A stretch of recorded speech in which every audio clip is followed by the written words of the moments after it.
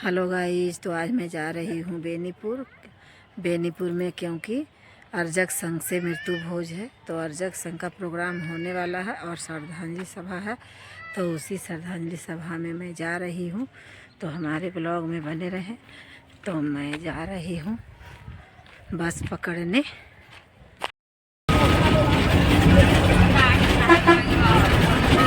बस पे बैठी हूँ, मैं आ गई हूँ, उतरने वाली हूँ। मैं जा रही हूँ।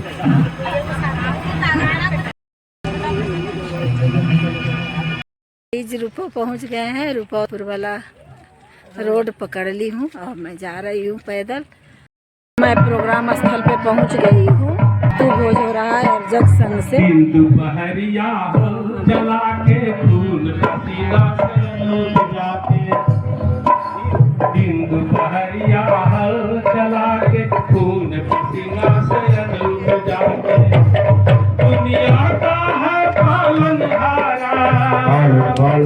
दुनिया का है पालनहारा, सबसे बड़ा है किसान जगत में।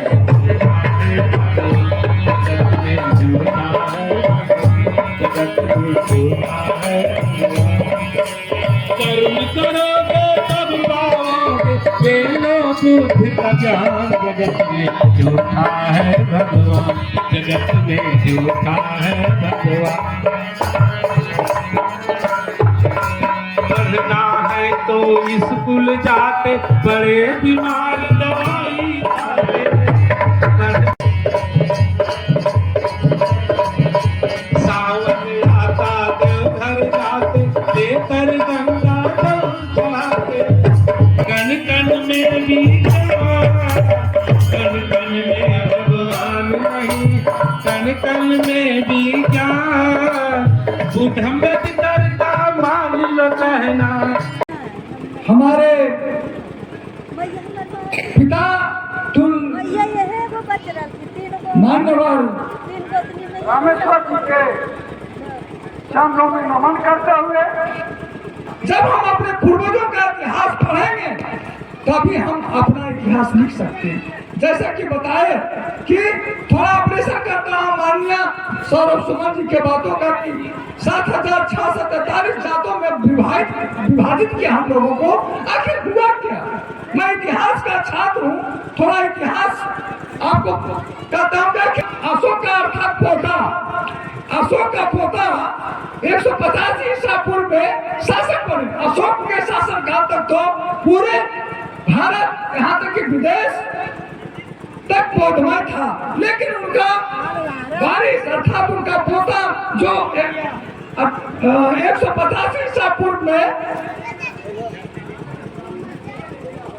थे आपको शासक, और उन्हीं के शासक में उनके सेनापति एक ब्राह्मण जिसका नाम था पुष्पमित्र शुंग, उन्होंने सेना को सलामी देने के लिए आपको राजा बृहदत्त, उनका पोता का नाम था बृहदत्त, उन्होंने गया सलामी लेने के लिए।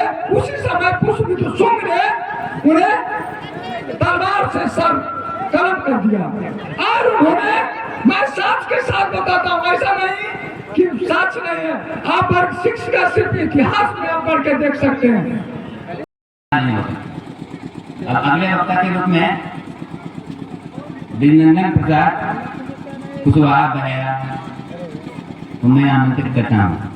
उपस्थित सभी को हार्दिक तहे दिल से नमस्कार करता है, प्रणाम करता है, अभिनंदन करता है।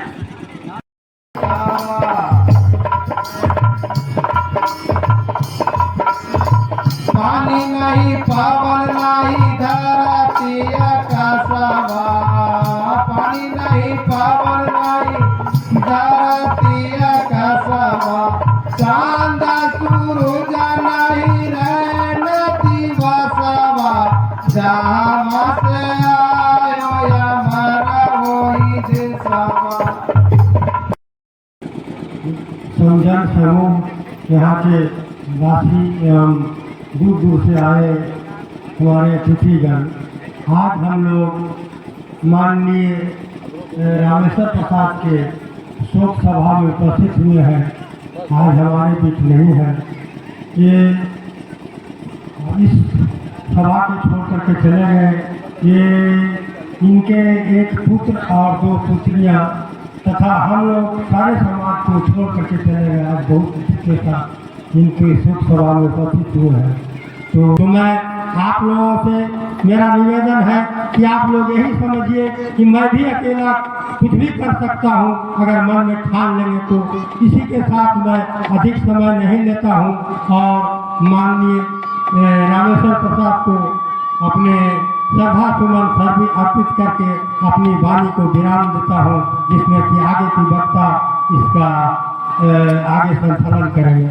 जय जग, जय संघ, जहाँ माँ, जय बुद्ध। राजेंद्र प्रसाद मुखिया श्रद्धांजलि व्यक्त करें।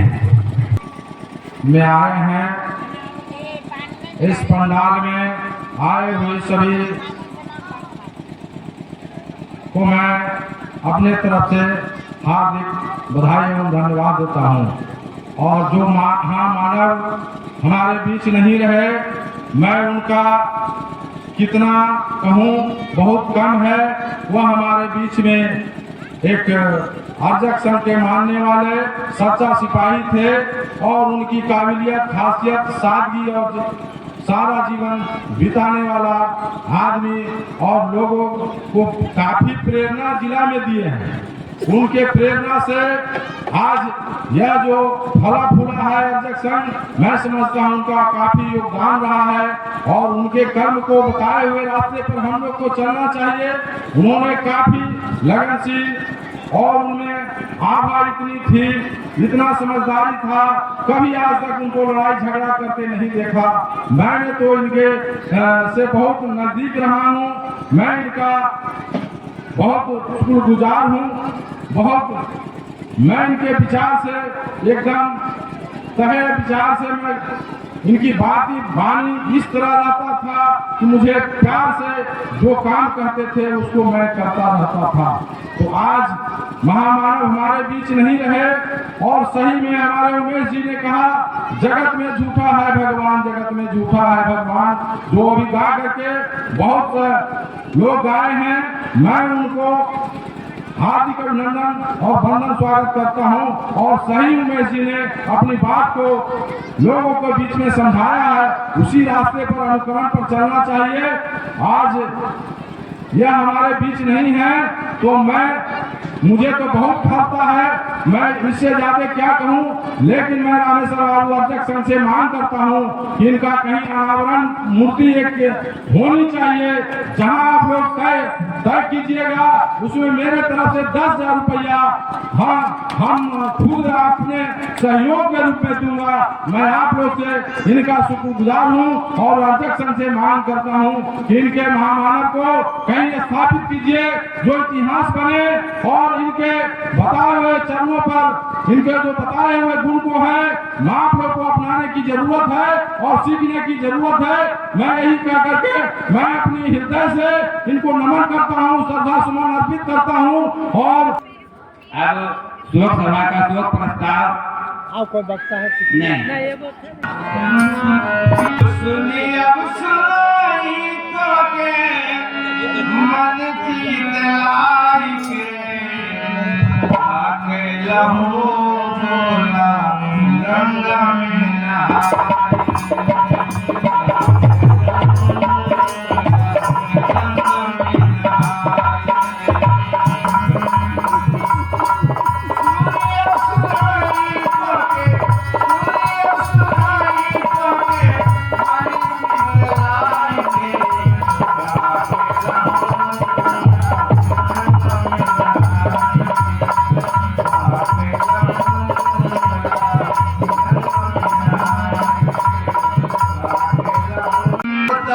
पावर कामर में होता जो पावर कामर में होने वाला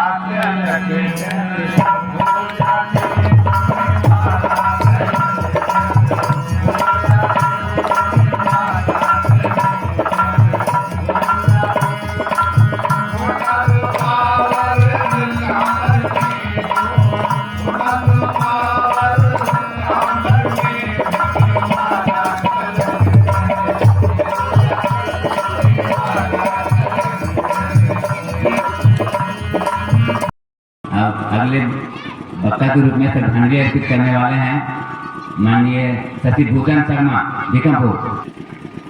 इस शोक सभा कार्यक्रम जिनके स्मृति शेष में मनाया जा रहा है, श्री रामेश्वर प्रसाद जी के सबसे पहले मैं उनके चरणों में श्रद्धासुमन अर्पित करते हैं।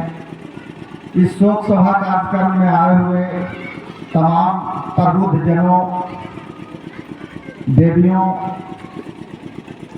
आप सभी लोगों को मैं स्वागत और अभिनंदन करता हूं। क्योंकि यह शोक सभा का कार्यक्रम है, हमसे पूर्व बहुत सारे वक्ताओं ने अपने उद्गारपूर्ण बातों से हमको और आप तमाम लोगों को प्रेरित करने का काम किए। बहुत सारे अंधविश्वास और गड़ी सड़ी जो व्यवस्थाएं हैं उनसे मुक्ति पाने के लिए बहुत सारे उपाय भी बताए हैं। अभी हमारे बीच जितने भी वक्ता बोले हैं, मैं रास्ते में भी आ रहा था, जयपाल जी की बात सुन रहा था। इस इलाके में जयपाल जी ने एक बहुत बड़े स्तंभ है हमारे, जिन्होंने एक बहुत ही हिम्मत का काम किया। आज जिस तरह से कार्यक्रम रामेश्वर बाबू को हो रहा है, उसी तरह एक सामंती गांव में भी इन्होंने ग्रुपों में उस तरह के कार्यक्रम करके एक मिसाल काम किया। हम तमाम लोग, क्योंकि आप तमाम लोग जानते हैं कि जिस तरह से ब्राह्मणवादी व्यवस्था में 4 वर्ण में हम लोगों को बांट करके रखा है और 85% हमारी संख्या है, लेकिन हम उस अपने ताकत को पहचान नहीं रहे। आज तो साबित हो गया ना, पूरे बिहार में जो जातीय गणना हुई 10.6% जो है, मतलब यहाँ हम जो है 89% के आसपास हम हैं। लेकिन अभी भी दबदबा किसका है? अभी भी हम जाते हैं मिश्रा, पांडे, आश्चर्य लगता है देख करके। और यहाँ हम लोग के अंदर देखिए, एक बात मैं कहता हूँ, यहाँ पर मेरे माताएं और बहनें भी बैठी हुई हैं। हमने देखा है जिनके पास कुछ पैसे आ गया हमारे समाज में भी लोग, उनको महिलाएं सज धर करके शाम को जो है आरती उतारती है और डुगडुगी बजाते हैं, टुन टुन टुन टुन टुन टुन टुन टुन। जब तक इसको नहीं छोड़िएगा, जब तक हम घर में नहीं लड़ेंगे, इसको नहीं छोड़िएगा, तब तक आपको मुक्ति नहीं मिलेगी। इसको छोड़ना होगा, ब्राह्मणवादी विचार को त्यागना होगा। आज जितने में पूरा कार्यक्रम हो रहा है, ब्राह्मणवादी विचारधारा में इतना जो है ऐसी बह जाता है, इतना पैसा दान दक्षिणा से लेकर के कभी जब करो, ये हवन करो, यहाँ घी डालो, यहाँ दूध डालो, उसी में खत्म हो जाएगा। और उतना में हम उसमें भी, चूंकि गांव में कुछ व्यवस्थाएं इसके चलते हुआ भी, ये पद्धति जो हमारी जो है वैज्ञानिक पद्धति, अर्जक पद्धति है, इसमें सिर्फ 4 हल्का फल्का जलपान में आपका कार्यक्रम खत्म हो जाएगा। हम लोग गाँव में देखते हैं, देखा देखिए हम लोग जिस प्रकार के कार्यक्रम करते हैं, कर्ज लेकर के भी, अगर हमारा औकात नहीं है तो कर्ज लेकर के भी करते हैं, जिसके चलते हम बहुत दिनों तक उस कर्ज के बोझ तले दबे रहते हैं। इससे मुक्ति का बहुत बड़ा साधन है, जो आज संजय सुमन जी रास्ता दिखाने का काम किए हैं। और आजीवन रामेश्वर बाबू इस संगठन से जुड़े रहे, इस तरह के कार्यक्रम चलाते रहे और शहीद जगदेव प्रसाद जी के कर्मभूमि कुर्था में ही इन्होंने जीवन पर्यंत अलग जगाने का काम किया। और क्योंकि हमारे गांव के हैं, हमारा गार्जियन है, सदा हमको अपने बेटा की तरह, जैसे संजय सुमन को मानते थे वैसे हमको भी मानते थे, जीवन पर्यंत मानते रहे। आज मैं उनके श्रद्धांजलि सभा में पुनः एक बार उनके चरणों में अपने श्रद्धा सुमन अर्पित करते हुए अपनी बातों को समाप्त करते हैं।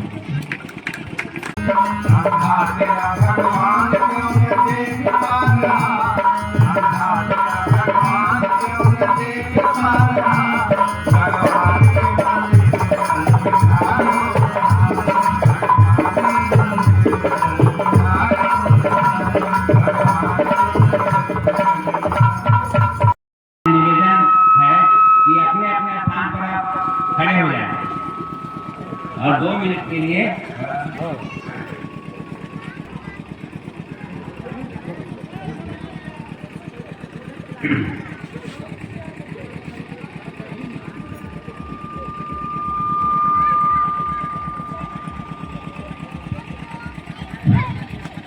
आज की यह सभा दिवंगत रामेश्वर प्रसाद पुत्र दिवंगत कारू महतो ग्राम बेनीपुर पोस्ट रुपौ थाना रुपौ जिला नवादा तिथि 3 दिसंबर 2023 को 12 बजे अपने निवास स्थान पर मृत्यु हो जाने से बहुत दुखी है। यह शोक सभा मृतक के शोक संतप्त परिवार के प्रति संवेदना प्रकट करती है और निवेदन करती है कि वे इस महान क्षति एवं अपार दुख को धैर्य के साथ सहन करते हुए दैनिक कार्यों में लग जाए। मौन स्टार्ट।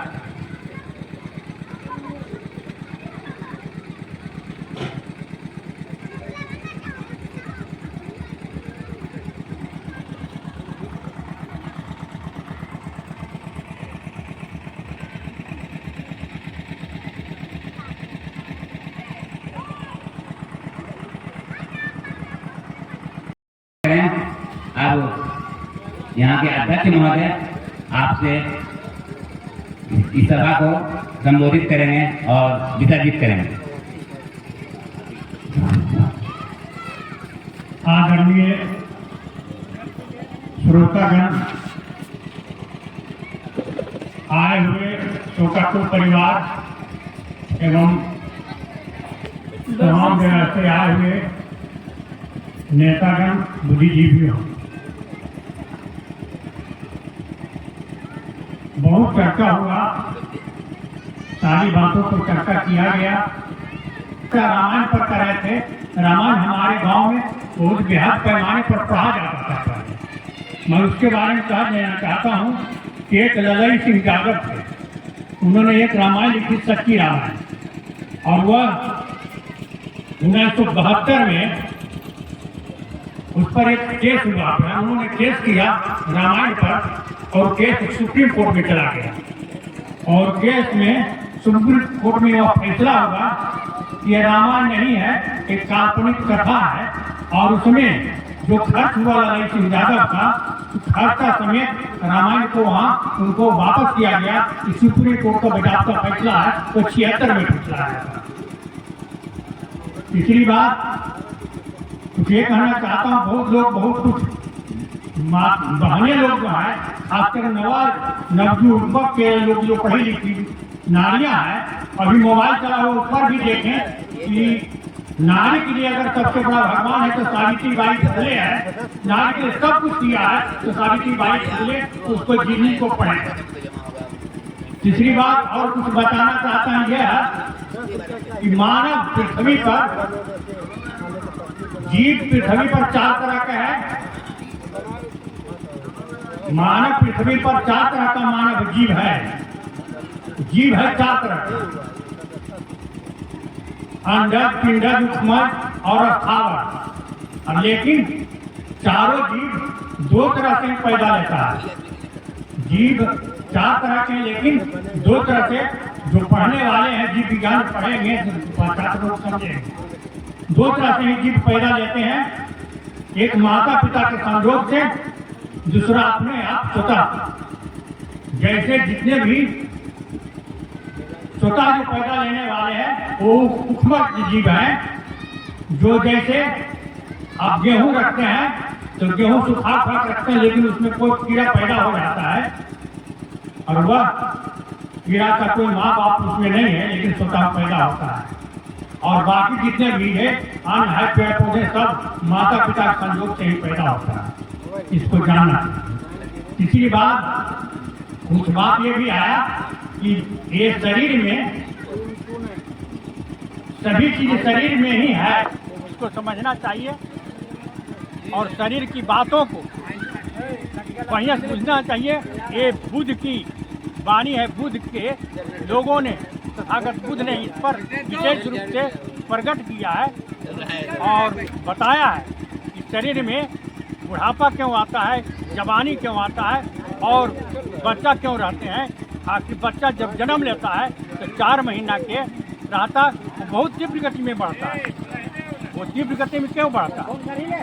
वो जो है एक कीटाणु अंदर में पाया जाता है खून में, उसका 120 दिन का आयु है, वो मरता है जन्मता है, इसी कारण बुढ़ापा जवानी सब कुछ आता है। सारी बात तो आ गया।